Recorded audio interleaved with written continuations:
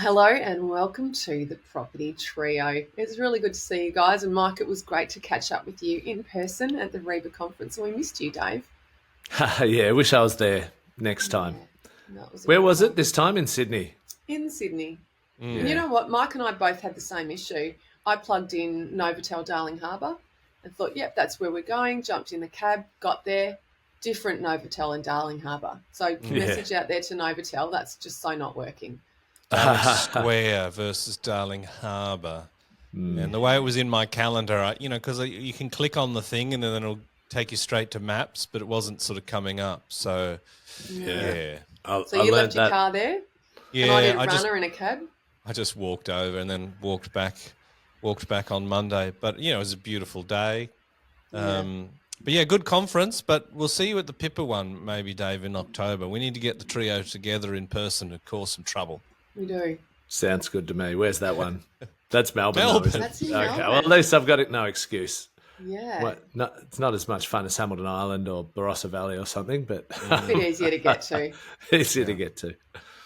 All right, on that note, this week our topic comes from research, and it's a report that was commissioned by Mike's business, MCG Quantity Surveyors, and it focuses on how yields change per city as distance from the centre of town or CBD increases. So there's a lot to unpack here. Dave, I want to start with you. We often hear people quoting about buying, say, within 10, 20, 30 kilometres from the CBD. Do you think distance from the CBD is a useful metric? Look, I think it's one factor to consider out of many. And I suspect, we refer to that because of the correlation of higher land values per square metre the closer you get to the CBD, and therefore you're also going to have higher land to asset ratios.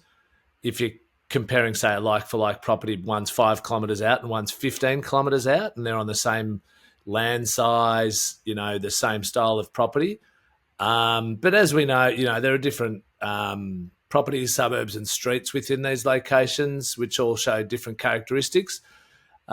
So, look, it's certainly a factor to consider. And I think the research Mike's done will provide some really interesting data that hasn't been done before. And I think, if you've got some data to then add to considering the distance of the property from a CBD, then that makes it much more useful. I think it's also important to share with our listeners that if there are no geographical interruptions, such as bodies of waters, a key factor to consider is the amount of land within each of those 10-kilometre bands, because it's not the same amount of land because of the extra the depth or the growing radius of the circle. So inside the first 10 kilometres, there's only 314 square metres. Inside the 10 to 20 kilometre band, there's actually 3 times as much land. So that's also going to put downward pressure on land prices. There's 942 square metres. And in the 20 to 30 kilometre band, there's 1,570 square metres. So there's lots more property available. So that is a really important factor to consider. But, it's certainly not an arbitrary division of a city into segments. So another factor that can impact the distance includes the topography, things like bodies of water, terrain, uninhabitable areas, transportation corridors and the like. Sydney is a great example with the harbour, taking the place of lots of where land could sit. And you really can just go, when they call it east, but really east is out in the ocean from the CBD. So you don't really have a full circle either. So, there's different, and I think that's why one of the reasons the prices are so strong, so close to the CBD in Sydney. So there are different factors to consider. But what are your thoughts on this, Cate? Well, look, I think distance from CBD does have its place, but it doesn't always equate to commute times, and that can be the more meaningful number. Also, the nature of people's work will have an influence. So, for example, it could be as simple as, say, Sydney has X percent of people working from home and Brisbane has, an additional 20%, which would skew the data. Mike's also looked at the difference between how houses versus units react, and there's some really interesting stats in that data set as well. Mike, with those insights, perhaps setting the tone for the episode, what did you discover? It's a good tone, isn't it? And I think we've already unpicked it to some degree. And have you noticed that people will talk about within 30 k's of the city in say Perth, and they'll say the same thing in Brisbane, but it can't be the same for all those No. reasons and more. But we found in general terms in most cities yields for both houses and units increase with distance from the CBD. So I mean that's probably what we would expect to find, but there were a few little nuances. But if you compare the inner ring, the 0 to 10 kilometre ring, and let's say the outer ring, 20 to 30, Brisbane shows a rise in yields when you move further from the city centre. So house yields in the within 10k ring are 2.8%, but you go 20 to 30 and it's 4.13. Following the same metrics, the inner ring for units is 4.92. You go out to the 20 and the 30, it's 5.55. So not as much of a difference, but it does follow that pattern. Perth has a similar pattern. House yields rise from 3.38 to 4.7 and units from 5.55 to 6.34. Canberra shows that steady increase in house yields with the distance. It'll go up from 3.16 0 to 10 to 4.17 20 to 30. However, the unit yields are highest in the closest range at 5.57 from 0 to 10 and decreasing ever so slightly in the next one, which is the 10 to 20 at 5.04. And of course, outside of that, the 10 to 20 band, we don't have sufficient data for statistical analysis because, you've only got to think of everything you know about Canberra, and they don't build those complexes, 25 k's from the city. Yeah. Sydney's yields are relatively stable, with house yields showing a slight increase from 2.35 in 0 to 10 and then 2.92 in 20 to 30.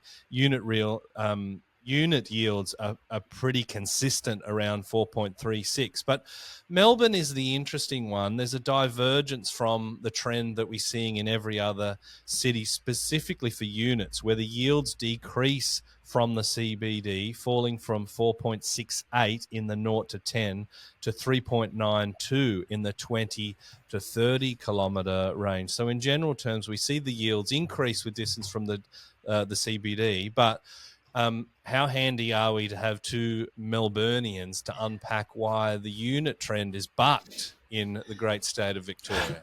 Yeah, I was really fascinated with this, and I had to scratch my head about Sydney, Mike, because their unit yields are quite consistent across, the three sets of radii, and in Melbourne it's very, very different. I put it down to two main things, and Dave can comment on this. And if we're talking about a massive city with a lot of sprawl, it's very fair to compare Melbourne and Sydney. There aren't any other cities that are sprawling as much as our two cities. So if I'm just benchmarking them against each other, you can move quite a fair way away from Sydney CBD, and you've got beautiful harbour views and a lot going on. Same can't be said for Melbourne.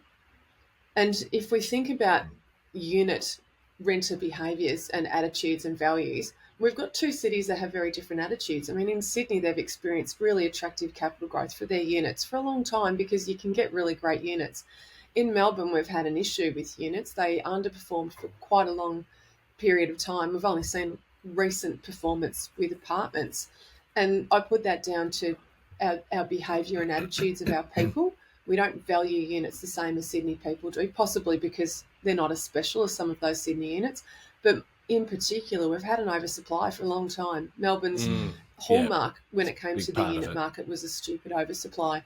And I look at our infrastructure and our public transport links as well, so I'm throwing in a third one here. People who make the decision to rent a unit are doing so because they value amenity and connectivity. And the people that are buying units often say to me, I'm choosing to be closer in something small because I want to be near my friends and family and pubs and work and transport and all of the things that they value.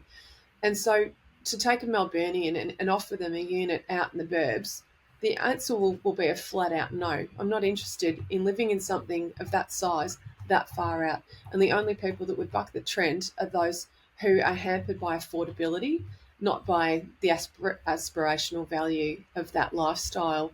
And we frankly still have too many units in places that people aren't excited about living. I think the secret to units for developers is build in an aspirational area. Yeah, I think there's some great points, Cate. I agree with everything you've said there.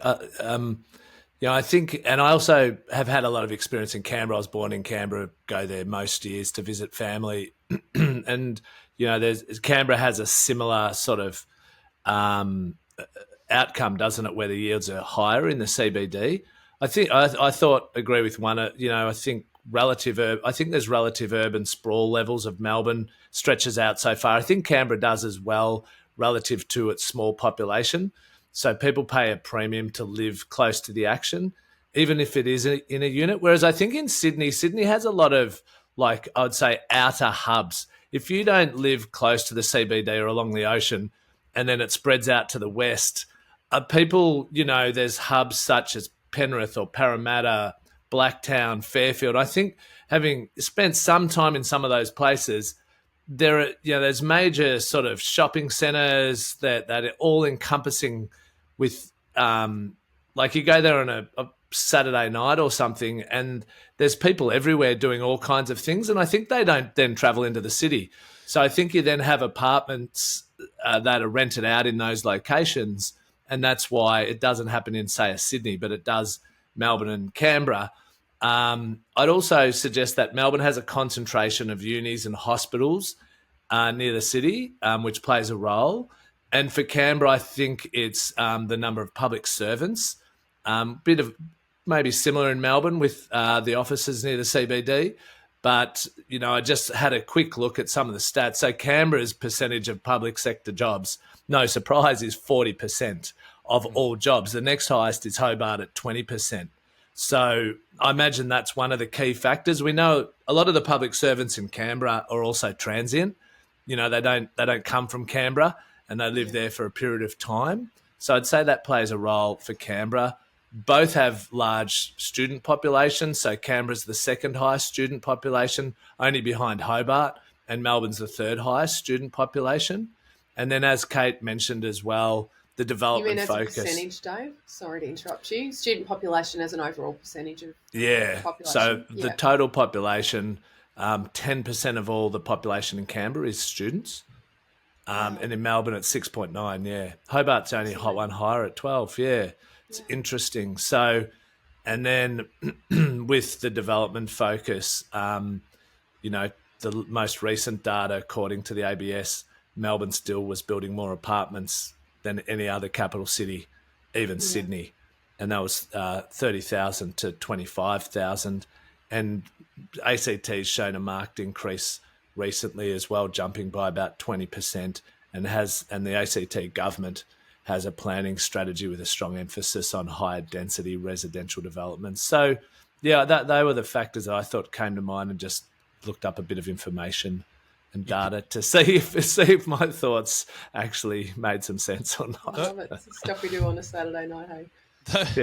Those are interesting. The demographic trends, that's a big one that I wasn't necessarily thinking too much about. Housing starts as well. We know that Melbourne's had more housing starts than, say, Sydney has, or let's say Victoria versus New South Wales, but the lion's share would be in the capital cities. But you picked up on something that was going to be my next point, Dave, and that I'd be interested to hear your thoughts on this. But Sydney has kind of like alternative CBDs. Yeah. There's a very strong argument to say that Parramatta is another CBD of Sydney, and then you've also got places like Chatswood that have been around for a long time. And when you fly into Sydney, when you fly a tiny little plane into Sydney, the landmarks for certain flight paths are the big buildings. So like Chatswood is actually one, and Parramatta is one, because you get these clusters. It is kind of weird when you're looking at Sydney from the air. There's these big concentrations that, Melbourne has kind of like South Bank and South Yarra, but that's still very, very close to the city compared to, say, Chatswood and Parramatta. So I would argue that there aren't sort of alternative CBDs in other cities like there are in Sydney. No, I agree with you as well. But if you have a look at where our regional centres are, they're closer to Melbourne than Sydney's are. So it's a much quicker time frame to get to Geelong and shorter kilometres on the clock than going to Wollongong or Newcastle. Yeah. That's a good point. Yeah, but I think it's a great point, Mike. I think it's so different socially to Melbourne, and you have the leagues, clubs, and these sorts of things. So, like, it was a couple of years ago, we made the late dash of school holidays, go up to watch Collingwood play Sydney in the preliminary final, but we were staying down at Mollymook on the coast. So I think we stayed in Blacktown. I caught the train into the SCG with Luke, who was like 7 or 8, and we lost by a point. He was in tears at the end of the game. But then you come back to Blacktown, and I couldn't believe how much action was going on we were staying in a hotel because we booked last minute, connected to this like major shopping centre hub, and there's waterfalls flowing, and there's all different sort of eateries, and people watching the rugby league, and karaoke right up Cate's alley. But there was just so much going on, and there's just nothing like those sorts of centres really in Melbourne, where you just see all the locals from probably that 5 kilometre radius of that area. That's one of the places they go on a Saturday night. I know you've probably spent a bit of time in those places, Mike, maybe over the journey being from New South Wales. Well, not socially. I mean, like inspecting properties around the country, I feel like I've been in a lot of suburbs. You could parachute me a lot of places in Australia, and I'll drive down a street and go, "Oh, I've been in that house." It is a bit weird. Yeah. Yeah, it's amazing. Yeah. All right, Deja Mike, vu all over again. the research that you conducted looked into capital cities and regions. Now, what were some of the other key discoveries with capital cities versus regions? I'd like to call this a key discovery, but it's not. Regional areas have higher rental yields than metropolitan areas, and we kind of know that, right? But places like West Pilbara in Western Australia has house yields of 9.85% and units at 13.12. Massive, right? But these are driven by that huge rental demand that comes from resources, the mining sector. And, people don't tend to talk about mining hotspots like they used to like 10 or 20 years ago, because I think we realize how risky they are. And anytime I've talked to someone, let's say interviewed them for a podcast on regions like that, they say, like, I've dedicated my life to property, but I'm not clever enough to invest in these locations with confidence because they come and they go so quick, right? So of course that's not a new story, but it's a very risky investment strategy. And if the best and brightest in Australia are saying that they don't do it, that's a good clue for the consumers that are at home that are just, reading a newspaper going, "Oh, this place is booming, let's pile in." So not all the regions are created equally, though. And there will be opportunities for higher rents than the cities, but you've just got to understand, well, what are the drivers of that regional location? Many of them across Australia are quite isolated from capital cities, but they have enough momentum, they have enough diversification, they have enough employment opportunities and population to provide reasonable fundamentals, many of which that outperform the capital cities. But you've got to be careful. Very, very. To give listeners some insights, how about we take a little bit of a trip around the country to investigate some of these higher yielding locations? Good idea, Dave. Well, the top 3 yielding locations in regional New South Wales for houses were Broken Hill and Far West at 8.96%, Burke, Cobar and Coonamble at 7.44%, and Dubbo at 6.81%. And for the units, Upper Hunter at 6.27. Second was Upper Murray, excluding the Albury area at 5.63. And Albury has its own statistical area 3 in New South Wales, obviously excluding Wodonga. That's 5.5%. So there's big numbers out there. Yeah, look, there's certainly some big numbers, isn't there? Some inflation-busting yields in the mix there. And, perhaps some proof that you can get positively geared property, that it might still be available. But, one thing that we've talked to our clients about for a long, long time, 2 decades now, high yield will often be linked to lower value property, which then generally, often is linked to challenging demographics or social issues. So the reason the yield, when you take a snapshot in a point of time, is so high is because the actual land value has performed even worse than the rent. And so therefore this boosts the yield. And so if you measure it as a standalone snapshot, then, it makes the yield look great. But, and that might be why, for example, say, I think the highest performing suburb in Melbourne was Dallas in terms of yields, which has some, probably isn't a location people would be running towards to buy investment properties necessarily. So what you want to be able to do is measure the growth over time as well. So when you go in and find a high yielding location or property, go back in history and look at what your returns would have been if you owned that property or a number of properties in that location over, say, 10 years or 20 years if you can, because all you might be doing is just getting a snapshot high yield at that point in time, but you mightn't be getting any growth in rent or very little growth in rent over the long term and very little growth in price value. So this is an important concept for people to understand. Because often it's the spruikers who actually link themselves to high-yielding locations and hang their hat on them to sell properties, and it can be a real risk for inexperienced investors, particularly those who are falling into the trap of wanting to get rich quick from property, quit their day job, replace their income, and it can be a bit of a siren song, tempting investors with enchanting promises only to lead them towards the dangerous waters. It's interesting, Dave, that you've weighed up the risks, and it's all very fair. But if I circle back to the New South Wales data, and I'm not talking about my own backyard here, but certain locations like Dubbo have reported diverse economies and solid growth prospects. But places like Cobar, which is 7 to 8 hours drive from Sydney, well, you'd want to do a lot of research on that.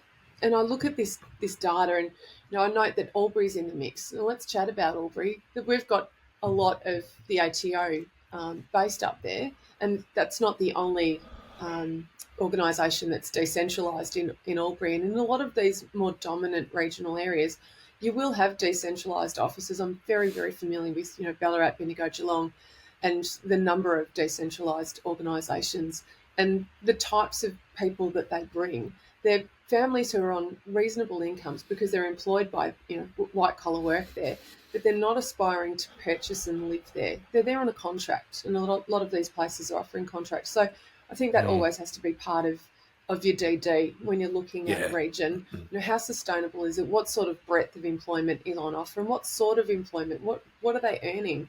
Can they afford to pay for the property that you've purchased that you'd like a premium price tag for? There's so many factors in regions that a lot of people overlook. Yeah, the point is you need to look below and beneath the yields, don't you, and understand, okay, what are the drivers? Some of those locations will make very good investments, and some you'll be led down the garden path. Yeah. And that's the point we're making. What about Vic, Mike? All right, top house yields. We've got Campaspe, which I can barely pronounce. I have no idea where it is. Campaspe, is it? Yeah, 2 P's. 2 P's. Unusual. Campaspe. And a P following an S. Yeah. 6.23%. Murray River Swan Hill, 5.67%. And then the Grampians at 5.62%. That's for houses. And for units, Campaspe again, 11.28%. Massive. Mildura, interestingly, at 5.63%, and then Wellington at 5.51%. So over to the Victorians again. What's going on there, and where is Campaspe?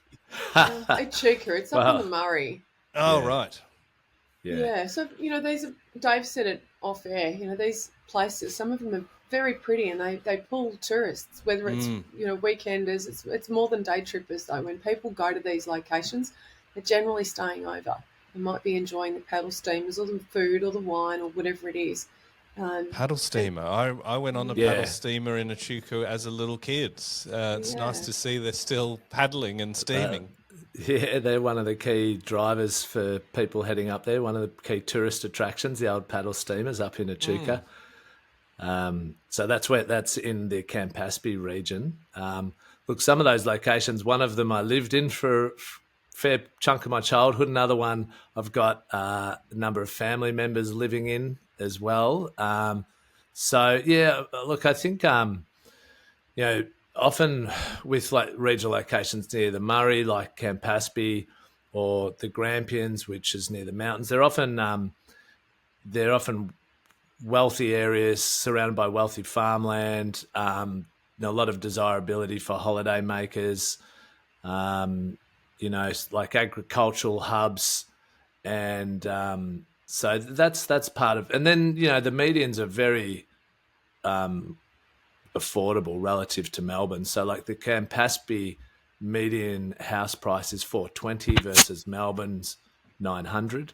The Murray, around the Murray River, Swan Hill, etc. You've got 350,000 median versus 900,000, and the Grampians has some like great towns around there with, there's a bunch of sort of tourist attractions, wineries. I think one of the only one or two hat restaurants in few ones in the country, let alone the state of Victoria, is in Dunkeld, where I have family, which was started by the butcher's son, who became a very well-renowned QC, and I can't remember the name of the restaurant, but it's also a hotel. So they've got these Royal Mail. That's it. Yeah.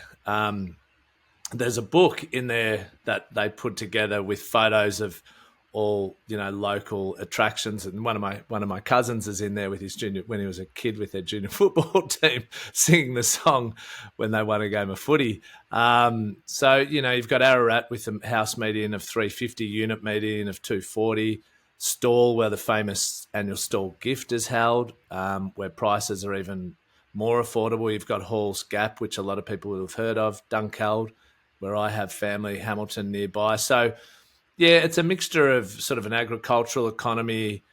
Some of those locations have reasonable transport, train lines out to them as well, wineries, tourism. The Wellington region has the Gippsland Lakes, the 90-mile beach, and there's a military presence. There's the RAF base in Sale. So there's sound like a Tourism Victoria ad, Dave. I'm thinking that too. I'm really keen to circle why these yields are so much stronger, particularly the top three that you mentioned. I mean, we've said Campaspe twice for units and for houses. So why are these yields greater? I've got a theory. As you've hinted, Dave, some of these areas have some very wealthy property owners, but the reality is they're further from Melbourne than a simple drive. And when investors are looking at regional areas, they won't necessarily go for these smaller areas. Some will, but the reality is that your percentage of home ownership in these areas is higher. And with the attraction that they bring for tourism, we've got to think about hospitality people and also medical hospital workers. Typically, this cohort don't all own property. They're renting. They're reliant on being in the area, but whether it's their incomes or their itinerant careers that prevents them from purchasing, it means that we do have a strong demand for rent in these areas, but we don't necessarily have a viable number of rental properties on offer. And of course, supply and demand kicks in, and that's why we've got higher rents. That's actually a national problem, right? When you get to places like Byron, where the median is so ridiculously high, and then you've got problems of people want to go out to dinner, but to wait tables within a meaningful commute, you've got to pay $1,000 a week in rent, and you might only be earning $1,000. It just doesn't work. You've got someone on a visa, and there's an English barrier. These regional areas really struggle getting hospitality staff, and for obvious reason. Yeah, and then if you throw in a cohort of tree changers, retirees, but they've got the pad in the capital city that they want to hold on to, but then they go and rent, willing to pay a bit of a premium. There'll be different factors that come into play that are driving up those yields, that's for sure. And Campaspe obviously is the only one that falls on both the houses and units, higher returning yields, isn't it? And it certainly fits into a lot of those categories that you've just mentioned, Cate. Yeah. And look, units is always a tough measure in these smaller regional centres because it's a very small data set compared to a bigger region or a capital city. Yes. But Yeah. Mike, for people wanting to get a copy of the research to unpack the other states and locations, we're going to place a link where you can get it in the show notes. Is it fair to say, though, that we're talking about pretty remote locations? Yeah, look, I think in general terms we are those super high yielding places, but one example where that's not necessarily the case is Tasmania, where Launceston is in third place for houses, but first for units, and Launceston's not exactly remote, but I suppose it is a reasonable commute from Hobart, but it's a big centre in and of itself. It's a bit sort of like Dubbo is to Sydney, I suppose. The distance is not a million miles away, but it's a big centre. It's quite diverse. But for anyone that's looked into SA3 regions in Australia, many of them have got names like Outback North and East. That's in South Australia. Outback South in Queensland. These areas have been put together by the ABS, and they typically sort of house somewhere between 30,000 and 150,000 people. So you can have heaps of SA3s in the city, but once you start getting out, these are massive swathes of land. Mm. Yeah. So we've essentially confirmed our thoughts that regions are higher yielding than cities, and the super yields are often associated with mining and the likes, but not always. So getting back to these concentric rings of distance from the CBD, what do we think the strengths and weaknesses of this is, and the arbitrary division like that, the benefit of the arbitrary division like that is for investors? Well, it's arbitrary division is an interesting thing to think about, and you were talking about the difference in the area as you move further away from the city, Dave. And if area is pi r squared, you're talking about a significantly higher number of residences in the inner ring versus the middle ring, then versus the outer ring. And it's I've got some stats here, some data here. A 5K radius is equivalent to 78.5 square kilometres. 5 to 10K radius is 235.6 kilometres squared, and the 10 to 15K radius is 392. So it shows this expansion effect when we're considering distance from the city and the number of available properties in those inner ring areas. And of course, scarcity is the common theme here, and it is the key. So I'm not suggesting that every investor dashes into the middle of the city to invest, but we've got to pay attention to amenity and the things that people value. And clearly those inner ring locations come at a price tag, whether it's rental or purchase price, because there's so many people that want them and there's so few properties. Yeah. Look, I think I think there's some great data. Well done again, Mike, on the research you and your team have done. Really interesting stuff in there. I'd say, to our listeners, if you're going yield hunting, and you're taking some of this data and go, okay, I'm going to check out some of these towns. One of the things that I would encourage you to do is look at prices, 10 years ago or as far back as you can get, really, what properties were selling for and what the rents were at that point in time, and then calculate what your return would actually have been had you purchased, as far back as you possibly can, to get a sense of how much money you'd actually make, to use that in conjunction with the moment in time of what the yield is today. Because as we've covered before, you can start with a lower yield, but your rent grows greater over time and your capital growth. And at that point in time in the future, the yield is still lower than what the yield would be on another property that has a higher yield, but the overall return is greater. If you don't understand that concept, go re-listen to what I said. I explained it a bit earlier in the episode as well, and in a previous episodes also. But it's a really important concept to understand. I like it. Like from a strengths point of view, it's an adaptable model. You just get your rings and you park it on any location, and then everyone's kind of measured in the same way. But it's kind of not. It's not applicable city to city in the same way because of all the reasons that we talked about. Commute times might be a more meaningful metric than distance from the CBD, but then you've got to look into the demographics. Are people going to the CBD or are they working from home? And places like Sydney, you can only go so far east, and, with the Blue Mountains, you can only go so far west, and every city has its own version of that. And 30 k's from Sydney CBD, you're probably going to be standing in front of a house, but 30 k's from Canberra CBD, you could be talking to a kangaroo in a paddock. It's a very, very different equation. I love it, Mike. This has been a cracker of an episode. I always love your data. And on that note, let's jump into our gold nuggets. Now it's time for us to go mining for our gold nugget property tip of the day. Spent a lot of time talking about yield. We've also touched on growth as well, and Dave's point is very valid, but I think it's really integral for investors to know what their purpose is for investing, because at different life stages and with different end strategies, yield might be the winner. So if you're looking at a buy and hold scenario and you've got cash flow constraints and you've got a limited budget, you've got to make sure that you are looking for a property with a decent yield if your plan is to enjoy the perks of your rental income stream into retirement. But you've always got to ask yourself, if it's a high rental yield, is it sustainable?